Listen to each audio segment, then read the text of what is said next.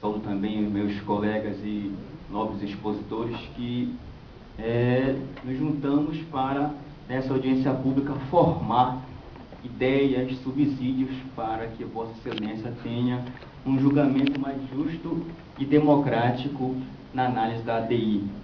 Eu também exerço a docência na Faculdade de Belém. A gente sabe que o caráter interdisciplinar, ele sim tem esse viés de formar um julgamento mais justo, um julgamento democrático, e realmente a Corte ela está de parabéns em chamar a sociedade para juntos fornecer subsídios para que nós tenhamos um julgamento fundamentado não só em caráter estritamente técnico-jurídico, mas técnico-científico, médico e outros vieses. Eu quero agradecer também aqui, Excelência, o Centro de Perícias Científicas, Renato Chaves, do Estado do Pará, que foi quem me forneceu os dados para nós explanarmos as informações de caráter interdisciplinar. Bom, então, passando já para o primeiro tópico que Vossa Excelência forneceu, se a concentração de álcool de sangue igual ou superior a 6 decigramas gera, em qualquer pessoa, independentemente de sua complexão física, um estado de embriaguez incapacitante para a condução de um veículo. O etanol, ele tem a capacidade de atingir o sistema nervoso central. Então, não se tem uma taxa específica que vá produzir realmente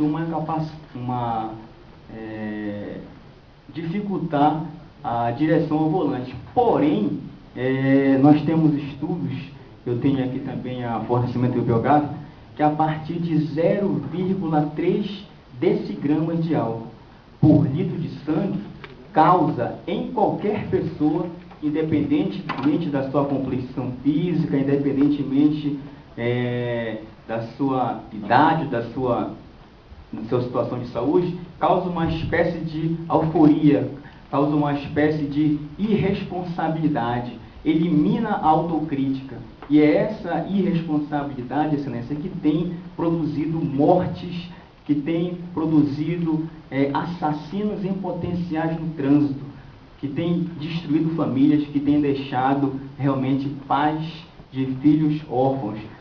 Portanto, apesar de nós não termos dados técnicos científicos que 0,6 decigramas de álcool por litro de sangue gere uma embriaguez incapacitante, nós temos esse dado exato que a partir de 0,3, toda pessoa que ingere o álcool, à medida que o etanol entra no sangue, atinge o sistema nervoso central e começa a ter essa falsa sensação de euforia, a autocrítica, ela começa a diminuir e, portanto, vai impactar diretamente na condução de um veículo automotor. Portanto, a gente percebe que o caráter que a lei estabeleceu de forma objetiva, 0,6, ele é um caráter razoável, ele é um caráter justo e que, portanto, a gente espera que ele seja mantido no julgamento da ADI. Outro ponto, se existe alguma concentração específica de álcool de sangue capaz de atestar uma embriaguez incapacitante. Como nós já colocamos, realmente não há dados técnicos científicos que identifique uma capacidade exata. Porém, repetindo, a partir de 0,3, e a lei ela coloca o 0,6, portanto nós temos aí o dobro legal de taxa para aferir a embriaguez ao volante. Outro tópico, a margem de erro, né? De que modo o aparelho conhecido como bafômetro ele mede a taxa de decigrama, né? Como já foi colocado aqui, é pelo ar alveolar. E interessante que os dados técnicos eles identificam que o ideal é que, uma vez feito o teste do bafômetro e dado positivo e havendo dúvidas, que se dê um intervalo, ministro, de 15 a 20 minutos. Esse intervalo de 15 a 20 minutos é o suficiente para dirimir dúvidas a respeito da aferição da alcoolemia, da aferição de taxa de etanol no sangue. A taxa, e também dados do Inmetro, né, eles nos informam que a margem de erro, nós temos aí 0,032 miligramas por litro e um desvio padrão de 0,020, portanto, nós temos uma margem de confiabilidade de 95%.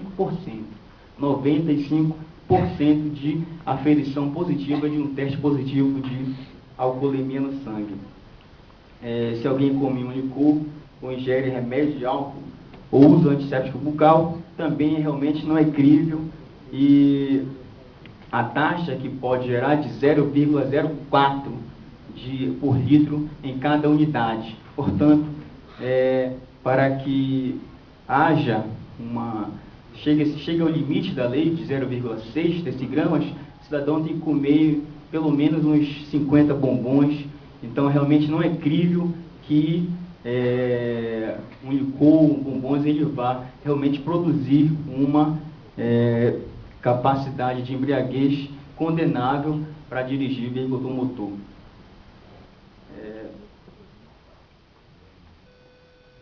Lamentavelmente, Excelência, enquanto presidente da Comissão de Trânsito da Ordem dos Advogados no Pará, a gente percebe que a gente vivencia diariamente realmente o drama de famílias, drama de pessoas, de pais, de irmãos, que têm sido vitimadas por cidadãos condutores irresponsáveis.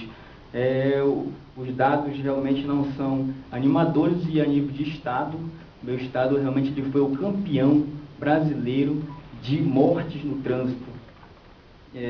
A lei seca, ela realmente, a fiscalização que ela visa produzir, realmente chegou tarde no meu Estado, mas as autoridades de trânsito do meu Estado realmente já estão atentando e realmente produzindo uma fiscalização mais eficaz. Eu creio que para enfrentar esse verdadeiro banho de sangue nas estradas, nós temos aí 3 vieses: educação e fiscalização, repressão e conscientização. A gente percebe que onde houve uma fiscalização mais eficaz, onde houve uma fiscalização rígida com relação ao teste do bafômetro, os índices de morte, eles decaíram consideravelmente. Então, a lei seca, a chamada lei seca, como ficou conhecida, ela tem um papel, ela tem um viés importantíssimo, sobretudo no que tange à fiscalização e educação. É um mecanismo, Excelência, de fiscalização e educação para combater as mortes no trânsito. Dados do INSS nos indicam que foram gastos 8 bilhões por ano são gastos com vítimas de acidente de trânsito, com pagamento de pensão por morte, aposentadoria, invalidez e auxílio acidente.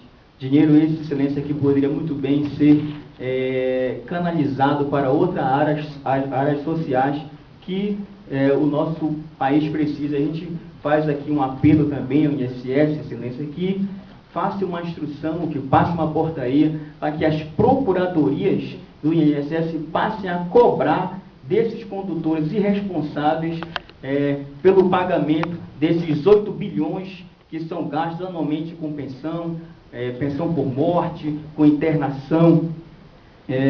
Outra situação aqui, Excelência, que a gente deixa como caráter de protesto, como repúdio, são pessoas conhecidas nacionalmente que se furtam, que se negam a fazer o teste do bafômetro.